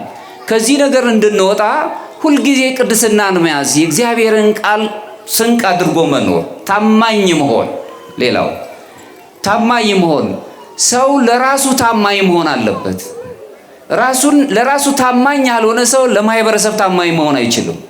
ለህሊናው ታማኝ መሆን ሳይቀተው ነው በአብዛኛው በሰዎች ላይ በደልን የሚፈጽመው። ሰው ለፈጠረው አምላክ ታማኝ መሆን አለበት። ለማህበረሰቡ ሁልጊዜ ታማኝ መሆን አለ። የቃል እርግጥ ነው እውነት በጣም ከባድ ናት በዓለም ላይ። ውሸቶች ተደርበው እውነት የሆኑበት ዓለም ላይ ነው የምንኖር። ይሁን እንጂ በእውነት የምንኖር ሰዎች እንድንሆን ነው የእግዚአብሔር ቃል የሚነግረን። ስለ እውነት መኖር፣ እውነትን መስራት፣ እውነትን መናገር፣ ዋሽቶ ማስታረቅ የሚባል ቋንቋዎችን እንሰማለን። እሱን ራሱ መንፈሳዊ ሕይወት አይመራው። ሁልጊዜ እውነት ነው መናገር ያለብን። ስለ እውነት መቆይ፣ እውነት እንኳን ቢከብድም ለዚህ ዓለም ቢያሰቃየውም ስለ እውነት መኖርን መልመድ አለብን። ቅዱስ ቄርሎስ ዘእስክንድርያው ሲናገር ሰዎች ዝግጁ እንዲሆኑ የተሰጠውን ትእዛዝ ክርስቲያናዊ ንቁ ንጽህናን ልብን ያለበት የንጽህና ልብ ያለበት እንዲኖር ያስተምራል። ክርስቶስ የሚወደው ሁሉንም ጌታችን ኢየሱስ ክርስቶስ የሚወደው ሁላችን እሱ እስኪመጣ ድረስ በስራችን የታመንን እንድንሆን ነው። ለእሱ ቃል ታማኞች እንድንሆን ሁልጊዜ ደግሞ ለእግዚአብሔር ልጆችና ለእግዚአብሔር የፍቅር ሰዎች በፍቅር የምንገለጽ ሰዎች እንድንሆን ራሳችሁን በምትወዱበት የመውደድ ቋንቋ ሌሎቹንም ሰዎች መውደድ አለባቸው። እኔ መብላት እንደሚያስፈልገኝ ሌላውም ወገኔ መብላት ያስፈልገዋል። አፍቅር ቢጸከ ከመ ነፍስከ እንደ ነፍስ እንደ ራስ አድርገህ የመውደድ ቋንቋውን ቢያስክበት የመውደድ ቋንቋውን ልክ እንደዚሁ ለሌላውም ማድረግ አለብህ ነው የሚለው። ሰዎች በማድረግ ህይወት ውስጥ ያካፍላሉ። ሁለት ያለው ሰው አንዱን ይስጥ ነው የሚለው። በዚህ የመስጠት ቋንቋ ውስጥ ማካፈል እንጂ ፍጹም ስጦታን አናየም። ፍጹም ስጦታ የሚባለው ግን ያለህን ሽጠህ ለውጠህ ለነዳያን ስጥ ነው የሚለው። ከዚህም በኋላ ተከተል። ይሄ ማለት ፍጹምነት ነው። ፍጹም ልትሆን ብትወድ ያለህን ሽጠህ ለውጠህ ለነዳያን ሰጥተህ ሂድ ነው። ራሳችንን በምንወድበት የመውደድ ቋንቋ እንድንኖር ካላችሁ አካፍሉ ነው ያለን።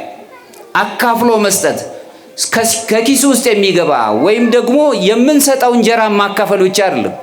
ሰዎች እንጀራ ብቻ ለሚራዋቸው ፍቅርም ሐሳብም ረቧቸዋል።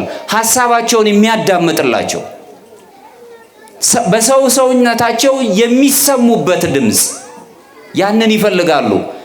አካፋዮች መሆን አለብን። ጆሮ የምንሰጥ ማለት ነው። የሰውን ስሜት የምንረዳ መሆን አለብን። በዚህ ነገሮች ሁሉ ዝግጁ መሆንን መልመድ። ሁልጊዜ እየተጨነቅን ዳግም ሊመጣ ነው ብለን እየተጨነቅን እንድንኖር ሳይሆን ተስፋውን ወደሱ ይወስደናል። ዛሬም ነገም መቼ እንደሚመጣ አናውቅም። ሁልጊዜ በተስፋ ዝግጁዎች መሆንን መልመድ አለብን። መንፈሳዊ ዝግጁነት የዝንጋዬ አደገኝነት ይወጣለው ተግዳሮት አለብን። በመንፈሳዊ ህይወት ውስጥ በክርስቲያና ህይወት ውስጥ ካሉት ትልቁ አደጋው አንዱ ዝንጋዬ ነው። መዘንጋት። ሁል ጊዜ ተመልከቱ። አሁን በአብይ ጾም ውስጥ ሁላችንም ቅዳሴ ላይ ነን፣ አገልግሎት ላይ ነን። ትንሣኤ ካለፈ በኋላ ግን ሁላችንም ቃላቶቹን ባልናገራችሁ ይሻላል። በአብዛኛው ወዴት ነን? የሚያስቀድስ ሰው ሁሉ ይጠፋል። ወቅታዊ የሆነ ሰውነት ይዘን ነው የምንሄደው። ውጣ ውረዶች አሉ። የዓለም ነገሮች ያሸንፉናል። ዘመድ አክፋዩ የተለያዩ ነገሮች በእንዲህ አይነት ነገሩ አለ መገለጽ ያለ ማንም ክርስቲያን እሁድን ሊቀድሳት ሊያስቀድስ ስጋውን ደሙን ሊቀበል ወደ እግዚአብሔር ሊቀርብ ይገባዋል። ለሕፃናት ለአረጋውያን ለካህናት ብቻ አይደለም፣ ለሁላችንም ማዕዱ ተዘርግቷል። እሱን የምንቀበልበት በዚህ ዝግጁ የምንሆን ከዝንጋዬ ነፃ የምንሆን የማንዘነጋ ማለት ሁልጊዜ ጥንቅቆች የምንሆን መሆን እንዳለብን ያለን የማቴዎስ ወንጌል ምዕራፍ 24 ከቁጥር 38 እስከ 39 አምላካችን እግዚአብሔር ሲናገር ከጥፋት ውሃ በፊት በነበሩት ቀኖች ኖህ ወደ መርከብ እስከገባበት ቀን ድረስ ሲበሉና ሲጠጡ ሲያገቡና ሲጋቡ እንደነበሩ ይለናል። የጥፋት ውሃም መጥቶ ሁሉንም እስከሚወስድ ድረስ አላወቁም። አሁን በሚሆኑት ክንዋኔዎች ስንመለከት ምን እናድርግ ልንል እንችላለን። ቀኖቹ ግን አጭሮች ናቸው። ስለ ቅዱሳኑ ሲል ቀኖቹን ያሳጥራል ይላል ቅዱስ መጽሐፍ። እዚህ ላይ ችግሩ የዕለት ከዕለት የሆነው ኑሯችንን እንዳንኖር ፈልጎ አይደለም እግዚአብሔር ይህንን የተናገረው። ሁልጊዜ ግን ዝንጋዬ በሌለበት ጥንቃቄ ባለበት ኦርቶዶክሳዊ ትጋት ንቃት ውስጥ እንድንኖር ስለፈለገ ነው። ዮሐንስ አፈወርቅ ይህንን አንቀጽ በተረጎመበት አንቀጹ ላይ የኖኅን ዘመኑን እያነሳ እንዲህ ብሎ ይናገራል። ጥፋታቸው የመጣባቸው ስለበሉ ወይም ስላገቡ ሳይሆን እግዚአብሔርን ስላላሰቡ ስላልዘከሩ በመኖራቸው ነው ይላል። የኖኅ ሰዎች ስለበሉ ስለጠጡ እንደልባቸው ስላገቡ ስለተጋቡ ሳይሆን በዚህ ህይወት ውስጥ በዚህ ውጣ ውረድ ሂደት ውስጥ ግን እግዚአብሔርን ማሰብ ስላቆሙ ስለዘነጉ ነው። ስለዚህ ክርስቲያኖች በዚህ በምንኖርበት የዓለም ህይወት እንኳን ስንኖር የምናከናውናቸውን ክንውኖች እግዚአብሔርን የሚያስታውሱ መሆን አለባቸው። ሁልጊዜ ከእግዚአብሔር ጋር መኖር መቻል አለብን። ይህ ህይወት እንግዲህ የሚያስጠነቅቀን ለዘመናችን ሰዎች ማለት ነው። ለዘመናችን ሰዎች ሰው በራሱ ተፈጥሯዊ ማንነቱን እያከበረ እንዲሄድ በጣም በሚደንቅ ሁኔታ ተመልከቱ። የኛ ግንኙነት ከሰው ጋር ብቻ አይደለም፣ ከአምላካችን ጋር ብቻም አይደለም፣ ከተፈጥሮ ጋር ግንኙነት አለን። እጽዋቱ ከኛ ጋር ልዩ ግንኙነት አላቸው። እነዚህ እንስሳትን ተመልከቱ፣ ልዩ ግንኙነት አለን። አንዳችን በአንዳችን ውስጥ ነው የምንኖረው። ተፈጥሯዊ ማንነታችን የሚገልጽልን ነገር አለ። ክቡር ሆኖ የተፈጠረ ሰው ክቡርነቱን ጠብቆ መሄድ አለበት፣ ተፈጥሯዊ ማንነቱን የሚጠብቅበት። ዛሬ የብዙዎች ሰዎች በስራና በፍቅረ ነዋይ ትኩረትን በሚከፋፍሉ ነገሮች በቁሳዊነትና ዓለማዊ ምኞቶች በአብዛኛው ተወጥሮ ነው የሚኖሩት። ምክንያቱም ይህ ዓለም በጣም ከባድ ነው። ኑሯችን ያሰቃየናል። የብዙዎች ሰዎች ቤት በጣም ችግር ነው ያለው። ልጆቻቸውን የሚያስተምሩበት የሚረዱበት ከሌሎች እኔ ይህን የምኖረውን ኑሮ መድገም የለበትም ልጄ ብለው ትምህርት እንዲማር ወይም ደግሞ የተለያዩ ነገር እንዲያደርግ ፍቃድ ሊኖራቸው ቢያስብም ግን እጅ ያጥራቸዋል። ኑሯቸው የተመሰቃቀለ ይሆናል። ዓለም በእያንዳንዱ ቤት የተለያዩ ችግሮች ያስተናግዳል። የቁሳዊ እጥረት እንኳን ባይገጥመው በአብዛኛው የምንሰማቸው አብዛኛውን የሆነ የስጋ ደዌዎች በጣም ናይንተው ነው በዓለም ላይ የሚኖሩ። ስለዚህ በችግር ውስጥ እንድንኖር ይሄን እናስተናግዳለን። የሐሳብ እጥረቶች በሐሳብ ላይ በጣም ቀጥሮ መታየትን እነዚህ ነገሮች ይንጸባረቃሉ። በጣም ቁሳዊ መሆን ጊዜያችንን በፍቅረ ነዋይ ውስጥ እንድንናኝ ማድረግ ይሄን ባደርግ ይሄን እናገኛለሁ ይሄን በሆን እንዲሆናለሁ ብለን እንድናስብ ዝንጎች እንድንሆን የሚያስተናግድ ነው። ስለዚህ እነዚህ ነገሮች አብዛኛው ለመንፈሳዊ ሕይወታችን እንቅፋቶች ሆናል። ያስፈልጋል፣ በስጋችን የሚያስፈልግ ነገር ያስፈልገናል። ነገር ግን ከዛ የበለጠ ግን እግዚአብሔርን እያወቅን የምንኖርበት ለሌሎች ሰዎች ብርሃን መሆን የምንችልበትን እሱን እያሰበን እንድንሄድ ነው ማድረግ ያለብን። እነዚህ ከላይ የተገለጹት ነገሮች በአብዛኛው በራሳችን ላይ የሰዎችን ሕይወት ሁሉ ሲቆጣጠሩ እናያለን። አብዛኛውን ተመልከቱ። ጌታ እስኪባል ድረስ ለሁለት ጌታ አትገዙ፣ ራሱ ገንዘብ ጌታ ተብሎ እስኪገለጽ ድረስ ተቆጣጥሮን ነው የሚኖረው። እኔ ብቻ ላግኝ ብሎ ጥሎት የሚሄድ እንደውም ሰው በዚህ በነገረ መለኮት ጥናት ውስጥ የሚያሳየው ሰው ራሱን አይወድም። እገሌ ራስ ወዳድ ነው ይባላል። የተሳሳተ አባባል ነው። ራስን መውደድና ለራስ ጥቅም ብቻ መቆም የተለያዩ ናቸው። ሰው ለራሱ ጥቅም ብቻ መቆም ነው የሚፈልገው። ራሱን የሚወድማ ተፈጥሮን ያከብራል። በዚህ ሕይወት ውስጥ እየኖርን ምጽአቱን የክርስቶስን ምጽአት መጠበቅ አንችልም። እሱን ማሰብ እንችልበት። ስለዚህ ዝግጁነትን የሚያጠናክሩ መንፈሳዊ ልምዶች ምንድናቸው ነው? እንደማጠቃለያ ክርስቲያን በጌታችን በኢየሱስ ክርስቶስ የተነገሩትን የዚህ ዳግም ምጽአት ጊዜ ዝግጆች እንድንሆን ከላይ ተናገርኩት። መጀመሪያ በንስሐ ራሳችንን ማዘጋጀት፣ መጸጸት፣ ስለ ሰው የበደልናቸው ነገሮች ግድ የለም ይቅርታ በጣም ሕይወት ነው። ይቅር ማለትን መልመድ። በጣም አበሾች ጋር ትልቁ ችግር አመሰግናለሁና ምስጋናን መስጠትና ይቅር ማለት በጣም ነው የሚከብደን። ይቅር ማለት ይቅርታ በጣም በሚደንቅ ሁኔታ አይደለም የነፍስ ዋጋን የሰው ልጆችን የአእምሮ ጤንነትን እየጨመረ ይመጣል። ከጥፋተኝነት ነፃ መሆን ይቅር ብያለሁኝ እኔ በኃጢአት መናዘዝ ንስሐ በራሱ የአእምሮ መጠገኛም ነው። በአእምሯችን ውስጥ በተለይም የስነ ልቦና ምሁራን እንደሚናገሩት የሰው ልጅ በውስጡ ያለውን ነገር ሲናገር እርካታን ያገኛል፣ ከተጨነቀበት ነገር ነፃ ይሆናል። እኛ ደግሞ ወደ አበነብስ ስንቀርብና ንስሐችን ስንናገር የነበረን ነገር ይረቅለ እንደ ስጋዊ የሆኑት የበደል ነገሮች ሁሉ እርግፍ ብሎ ይወድቃሉ። በንስሐ ጥንቅቆች መሆን፣ ዝግጆች መሆን። ለዚህም ነው አቤቱ ንጹሕ ልብን ፍጠርልኝ መዝሙረ ዳዊት መዝሙር 51 ከቁጥር 1 ላይ ንጹሕ ልብን ፍጠርልኝ። እንግዲህ የእግዚአብሔር ትልቁ ነገር ከሰዎች ጋር ልዩ ግንኙነቱ ከልብ ጋር ያለው ነው። ፍጹም የሆነ ንጹሕ ልብን ፍጠርልኝ። ዮሐንስ ዘሰዋስው የተባለው አባት ሲናገር ንስሐ በጥምቀት ያገኘነውን ጸጋ እንደሚያድስና ነፍስ በኃጢአት ላይ ደግሞ ስትወድቅ መልሳ እንድትጠገን የሚያደርግ ኃይል አለው ይለናል። ንስሐ ታላቅ ነገር ነው። ወደ እግዚአብሔር እንድንቀርብ ያደርገናል። ሌላው በጸሎት መንቃት መትጋት አለብን።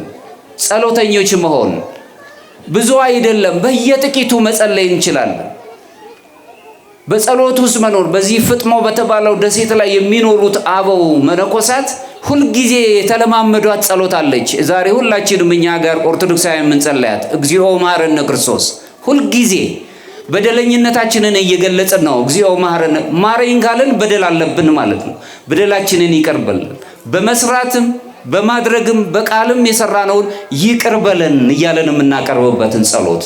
ለዚህም ነው የሶርያዊው ታላቅ አባት ቅዱስ ይስሐቅ ሲናገር ጸሎት የነፍስ ጠባቂ ናት ይላል።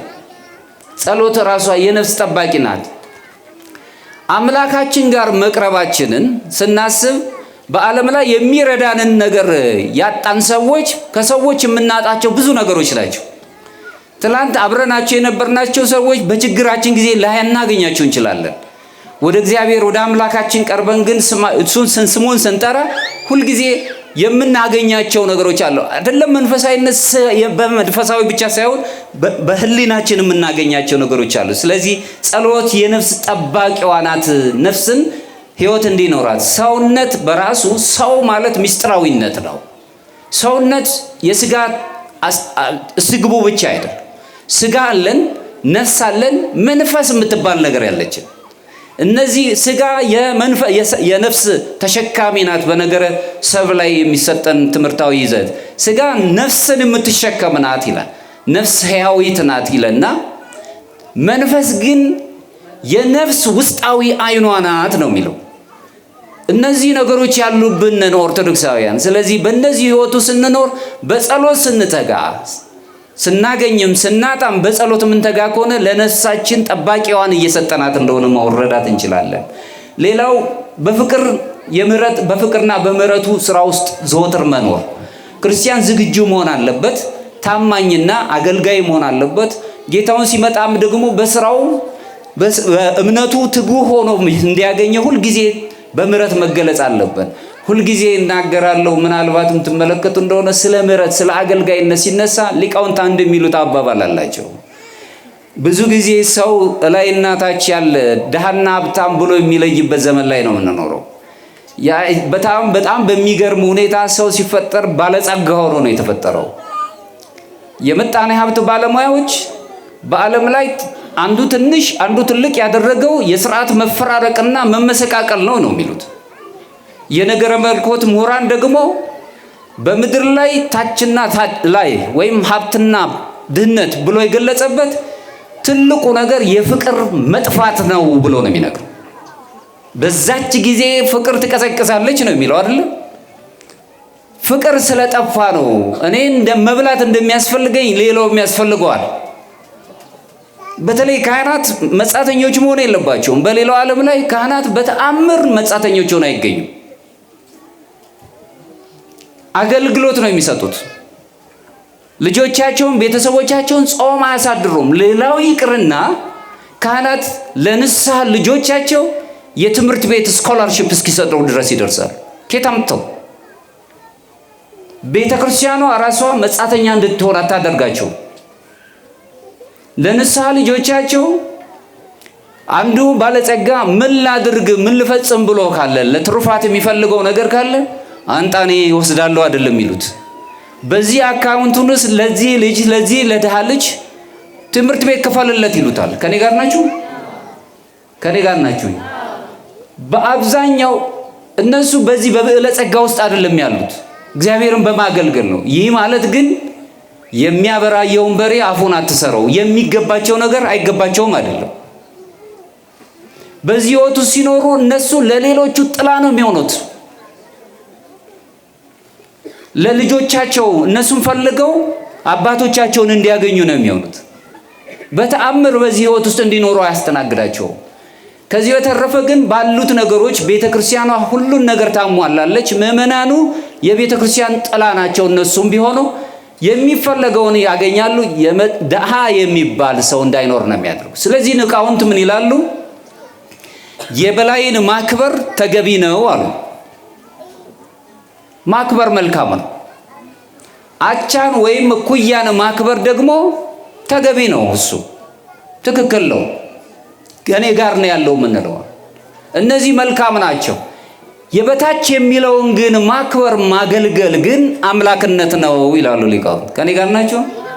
ያ ማለት አምላካችን እግዚአብሔር ዝቅ ብሎ መጻተኞች ናቸው የተባሉትን በዘመን ሙሉ ኃጢአት ስትሰራ የነበረችውን ማርያም መግደላዊት ዘመናቸው ሙሉ ኃጢአት ይሰራሉ ተብሎ በማህበረሰቡ ተንቀው የነበሩትን እንደ ቅዱስ ማቴዎስን ቀራጭ የነበረውን ቀራጭ የነበሩ ሰዎች ለማህበረሰብ በደል ይፈጽማሉ ተብሎ ሲታሰቡ ስለነበር ዘኬዎስ የተባለውን ሰው ብትመለከቱ ከቁመቱ ማጠር የተነሳ ዛፍ ላይ ሆኖ አምላኩን ይጠብቅ የነበረው ና በቤት ገብቼ ማዕድ ቆርሳለሁ ያለው በማህበረሰቡ ዘንድ ታናሽ ናቸው የተባሉትን ሐዋርያቱ በተለይ ይዟቸው መጥቶ ሐሙስ ቀን ማዕድ ከነሱ ጋር ከበላ ከጠጣ በኋላ እግራቸውን ያጠባቸው ዝቅ ብሎ እኛ ባንተን ታጠብ ሳይሆን እኛንን አንተን ማጥበብ ያለብህ እኛ ሎሌዎች ነን አንተ ደግሞ አምላክ ነህ የለም መታጠብ አለባችሁ ብሎ ዝቅ ብሎ ዝቅታን ያስተማረን አምላካችን ኢየሱስ ክርስቶስ ነው። ትሁት መሆን ትህትና ግድ የለም ዋጋ ይከፍላል። በዓለም ላይ ሁን ትሁት መሆን ማለት ሞኝነት ነው። ዝቅ ማለት መረገጥ ነው። ግድ የለም በነፍስ ዋጋ አለው። ከእግዚአብሔር የምናገኘው ዋጋ ሰዎች እንኳን የረገጡን ሰዎች እንኳን የትህትናችን መብዛትን ሲመለከቱ ፍጹም መሆኑንና ትዝርት አለመሆኑን ወይ የተደበቀ አለመሆኑን ሲያውቁ ያን ጊዜ የትህትናን መንገድ ይማራሉ። እግዚአብሔር ልባቸውን ክፍት ያደርግላቸዋል። በትህትና ዝቅ ማለትን ምሕረትን መውደድን ራሱ ነው የሚለው ክርስቶስ በግሪክኛው ኬኖሲስ ዝቅ ማለትን ለሰዎች አስተማረ። ዝቅ ብሎ ራሱን ባዶ አድርጎ ወደ ሰዎች መጣ። የመላእክትን ሳይሆን የሰዎችን ባህሪ ነሳ፣ እኛን አከበረን። ዝቅ ያለልንን አምላክ ለሰዎች ዝቅ ማለትን መልመድ አለብን። በዚህ ጥንቁቅ መሆን አለብን። በፍቅር መገለጽን ቅዱስ ዮሐንስ አፈወርቅ እዚህ ላይ እውነተኛ ዝግጁነት በምሕረትና በፍትሕ ሥራ እንዲገለጥ አጥብቆ ሲያስተምር እንዲህ ይላል። በቤተ ክርስቲያን ደጃፍ ያለውን ምስኪን ክርስቶስን ካላየኸው ክርስቶስን በጽዋው በመንበሩ ላይ አላገኘኸውም ይላል። ከኔ ጋር ናችሁ? ምስኪኑን በደጊቷ በር ላይ ምበላው መጠጣው አጣው ብሎ ያለን በዛች ቦታ ላይ ክርስቶስን ካላየኸው በመንበሩ ላይ ክርስቶስን አላገኘኸውም። ይህ ማለት ከናንተ ታናናሾች ለሆኑት ለወገኖቻችሁ ለሰዎች ያደረጋችሁት ለኔ ያደረጋችሁት። ከኔ ጋር ናችሁ?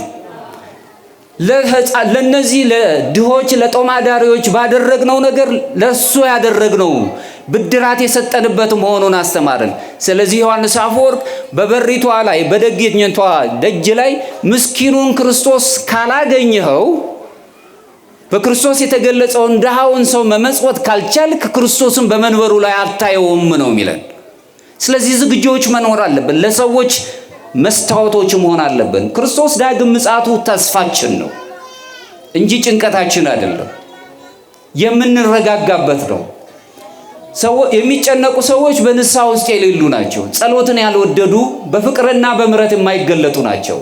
ክርስቶስ ዳግም ሲመጣ በፍርሃት መልእክቱ ውስጥ ብቻ እንድንኖር ሳይሆን በተስፋ አምላካችን ይመጣል፣ ከዚች ስቃይ ከበዛባት ካሰቃጀችን ዓለም እንሄዳለን፣ መላእክት፣ ጻድቃን፣ ደጋጎቹ ሰማዕታት በሚኖሩበት ዓለም ላይ እንኖራለን ብለን ተስፋ እናደርጋለን። ለዚህም ነው ቅዱስ ጳውሎስ በተሰሎንቄ መልእክቱ ላይ አንደኛ ተሰሎንቄ ምዕራፍ 4 ከቁጥር 16 እንዲህ ይለናል። ጌታ ራሱ በትእዛዝ ከሰማይ ይወርዳልና እንዲሁም ዘወትር ከጌታ ጋር እንሆናለን፣ ደስ እያለን እንኖራለን ይላል። ቅዱስ አትናቴዎስ ዘእስክንድርያውም ደግሞ ክርስቶስ በሞት ላይ የተቀዳጀውን ድል በፍጥረት ሁሉ መጨረሻ ህዳሴ መሆኑን ይገልጽልናል። አሁን የነበርንበት የምንኖርበት ስቃይና መጨማደድ ያለበት ህይወት ያልፍና ህዳሴ ያለበት እሱን መስለን የምንኖርበት ቅዱስ ቅዱስ ቅዱስ እያለ የምንኖርበት እንደውም በ13ኛ ክፍለ ዘመን የነበረው ሳይመን የነገረ መለኮት ምሁር ሲናገር ምን ይላል? እኛ ወደ መጣንበት ወደ አልተፈጠረው ብርሃን በዛ ወደ ብርሃኑ ዓለም እንሄዳለን፣ ብርሃናውያን እንሆናለን ነው የሚለው። ብርሃናውያን እንሆናለን፣ እሱን እያሰብን እንሄዳለን። ስለዚህ ክርስቶስ ዳግም ሲመጣ የክፋት መሸነፍን እንማራለን። ክፉ ጥፋት ይጠፋል። የሙታን ሁሉ ደግሞ መነሳትን እንማራለን። የፍጥረታት ህዳሴን እናገኛለን። ፍጥረታት ተሰቃይተው የሚኖሩት ሁሉ ህዳሴን ያገኛሉ። ከእግዚአብሔር ጋር የሚኖረንን የዘላለም አንድነት አጥብቀን እንይዛለን። እነዚህን እናገኝበታለን። ስለዚህ የእግዚአብሔር ቤተሰቦች ሁላችንም በዝግጅት መኖር አለብን። ተጨንቀን ሳይሆን ደስ ብሎን ወንጌሉን ስንሰማው ገጸ ንባቡ በጣም የሚያስፈራ ነው። እኔ ይህችን ዓለም ልለያት ነው የመጣሁት፣ ፍቅር ጠፍታለች፣ ዘመኖች ሁሉ አልቀዋል፣ መቼ እንደሚመጣ አናውቅም። ይህንን ሁሉ የሚያስጨንቅ ግን ደስ እያለን አምላካችንን በዝግጅት እንድንኖር ነው ክርስቶስ ትእዛዙን ሲገልጽልን። ስለዚህ እናንተ ደግሞ ተዘጋጅታችሁ ኑሩ፣ የሰው ልጅ በማታስቡበት ሰዓት ይመጣልና የማቴዎስ ወንጌል ምዕራፍ 24 ከቁጥር 44 መነሻችን ነው። ይህ መለኮታዊ ጥሪ ዝም ብሎ መጠባበቅ እንድንችል ብቻ ሳይሆን ልብን ከምድራዊ ግዴለሽነት ነፃ እንድናወጣ የሚያስተምረን ነው። ከእንቅልፍ መንቃት አለብን። ያንቀላፋንባቸው ዘመኖች ብዙ ናቸው። አሁን ንቆች መሆን አለብን። የነቃን መሆን አለብን። ክርስቲያን ሕይወቱ በባህሪው በአምላካችን በእግዚአብሔር ቃል የተቃኘ መሆን አለበት። በተለይ ኦርቶዶክሳውያን የተስፋ ሰዎች መሆን አለበት። ስሙት፣ በዓለም ደረጃ አይደለም በኦርቶዶክሱ፣ በዓለም ደረጃ አሁን ኦርቶዶክሳውያን ግፍ ተቀባዮች ነን። በደል የበዛብን። ይሄ ኢትዮጵያዊ ብቻ አይደለም፣ በሌላውም ዓለም ሲዩት በአብዛኛው ኦርቶዶክሳዊነት ማለት ከዚህ ካለው የዓለም ግዛት ሐሳብ ይወጣል። ኦርቶዶክሳዊ አስተሳሰብ ከዚህ ዓለም አገዛዝ ሐሳብ ይወጣል። ምን ጊዜም ሰማያዊ ነገር እንዲያስብ የሚያደርግ ነው። ስለዚህ አሁን ላለው ለተመሰቃቀረው ዓለም ሐሳብ የሚመች አይደለም። ተመልከቱት፣ ሰዎች እንኳን ሕፃናቱን ወጣቶቹን ተመልከቱ። አሁን በዓለም ላይ በምዕራቡ ዓለም ላይ ተመለከቱ እንደሆነ የጾታ ማንነት ራሱ ጥያቄ ውስጥ የገባበት ነው። እኔ አንተ አንቺ አትበለኝ የሚል ማህበረሰብ ተፈጥሯል። ኦርቶዶክስ ስለዚህ አትመችም። ኦርቶዶክሳዊነት እንደፈለገ ይልሁን ለሚባለው ነገራት ተፈጥሮ ላክብር ነው የምትለው የኦርቶዶክስ ትምህርት። የኦርቶዶክስ ማንነት እንደፈለገኝ መሆን ይችላለሁ፣ እንደፈለገኝ የፈለገኝ ተፈጥሮዬን እኔ በራሴ ብቻ መናኘት ይችላለሁ የምትላለሁ። ፈጣሪ ያለኝ ብሎ ማሰብን የምትለምድናት የምታውቅናት። ስለዚህ በአብዛኛው ትመለከቱ እንደሆነ አንዱ በዛ በጫካ ውስጥ ምንም በሌለበት በግፍ ይጨፈጨፋል። በሌላው በተለያዩ ዓለም በረቀቀበት የጦር መሳሪያ ያልቃል። ብዙውን እርስ በርሳቸው ይባላል። እንደውም በጣም በሚደንቅ ሁኔታ እስቲ ኦርቶዶክሳውያን እንስማቸው፣ ትንንሽ ቁንጥጫን ቆንጥጥ ብሎ ያስጨውናል።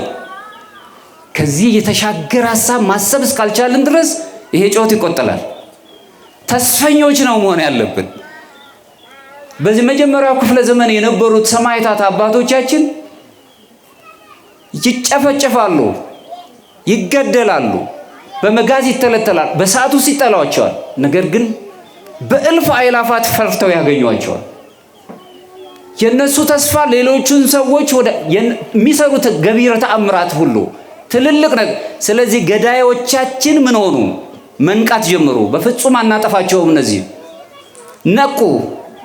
ግበ በምድር ውስጥ የነበረች ቤተክርስቲያን ከ400 ዘመናት በኋላ ወደ አደባባይ ብርሃን ሆና ወጣች። ያ ዘመን የደረሰበት መከራ ገና አልደረሰበትም። ተስፈኞች መሆን ያለብን። የግብፁ የኮፕቲኮ አባት ፖፕ ሽኖዳ ስለ ተስፋ በተናገሩበት ቃል ምን ያለው? ተስፋ ማለት ድቅድቅ ያለ ጨለማ ውስጥ ጭላንጭል ነገር የምታሳይ መስኮትን ትመስላለች ነው የሚለው። ምንም ስቃይ ውስጥ እንኳን ብንኖር ለወጣቶቻችን ተስፋ ማሳየት ነው ያለብን። ወጣቶች ዛሬ ትምህርት ይማራሉ፣ ስራ የላቸው። አሁንም ቤተሰብ ላይ ነው ያሉት። ተስፋ ሲያጡ ተመልከቱ የሚሆኑትን። ከሀገር ወጥተው መከራ ይቀበላሉ። ለምንድን ነው እንዲህ የምታደርገው ብለን ስንጠይቃቸው አይ ዞሮ ዞሮ እዚህ ሞት ነው እዛ ሞት ነው፣ እንደውም እናቴ ፊት ሆኜ ሞቴን ከምታይ ከፊቷ ብርቅ ይሻለኛል ብለው ተስፋ የቆረጡ ማህበረሰብ ወጣቶች የተገኙበት ዓለም። አብዛኛው ደግሞ ኦርቶዶክሳዊ ነው። ተስፋ የምንሰጥ መሆን አለብን። ተስፈኞች መሆን አለብን። ይሄም ያልፋል። ቀኖች ሁሉ የሚያልፉ ናቸው፣ በእግዚአብሔር ይጠቀለላሉ። ከዚህ በኋላ የምናገኛቸው ግን ከዚህ ዓለም የበለጠ ክብር እናገኛለን። ወጣቱን ወደ ተስፈኛ ማድረግ ነው። ክርስቲያናዊ ሕይወት በባህሪው ራሱን የሚገልጽ ነው። በመሆኑም እንግዲህ የሰው ልጅ በጌትነቱና በክብሩ በሚመጣበት ጊዜ በዝንጋዬ የምንገለጽ ሳይሆን ትጎች መሆን አለብን። ለዚህም ነው አምላካችን ኢየሱስ ክርስቶስ ሐዋርያቱን ሦስቱን ደቀ መዛሙርት ወደ ሁለት ስፍራ ወስዷቸው ትግው ወጸልዩ ከመ ኢትባኡ ውስተ መንሱት፣ ወደ ዳግመኛ ፈተና እንዳትገቡ ተክታችሁ ጸልዩ። ሁልጊዜ በጸሎት ማሰብ፣ ሁልጊዜ ይቅር ማለትን መልመድ፣ ዝንጋይ በሌለበት ብልሆች መሆን፣ እንደ ብልሆቹ ደናግል የምግባር ዘይቶቻችን ሁልጊዜ ይዘን መገኘት መቻለን። በመንፈስ ቅዱስ ዘይታችን ሙሉ መሆን አለበት። ይህ ሃይማኖታችን መልካም እንዲሆን ማድረግ አለበት። በልቦናችሁ ውስጥ ያለው ማሰሮ ዘይት የሞላ ሆኖ አምላካችን ኢየሱስ ክርስቶስ ሙሽራው ሲመጣ ተጠባብቀን እንደ ደገኞቹ ደናግል የምናገኘው እንድንሆን ዝግጁዎች መሆን አለብን። የምንጨነቅ ሳይሆን ተስፈኞች መሆን አለብን። ሕፃናቱን ተስፋ ማስተማር አለብን። ወጣቶቹን ተስፋ መስጠት አለብን። እግዚአብሔር ለዚህ እንዲያበቃን መልካም እድሉን እንዲሰጠን ለአበው ለአባቶቻችን እንደተለመነ ለእኛም ይለመነን። ዘመኑን ይባርክልን። ምጽአቱን ስንሰማ በፍርሃት ሳይሆን በተስፋ ደስ ብሎን ሰምተን ሳንጨነቅ ይህችን ቀን እንድንጠብቃት ከዝንጋይ ይልቅ ንቁ እንድንሆን ኃይሉን ጥበቡን ይስጠን። ይቆየን ከዚህ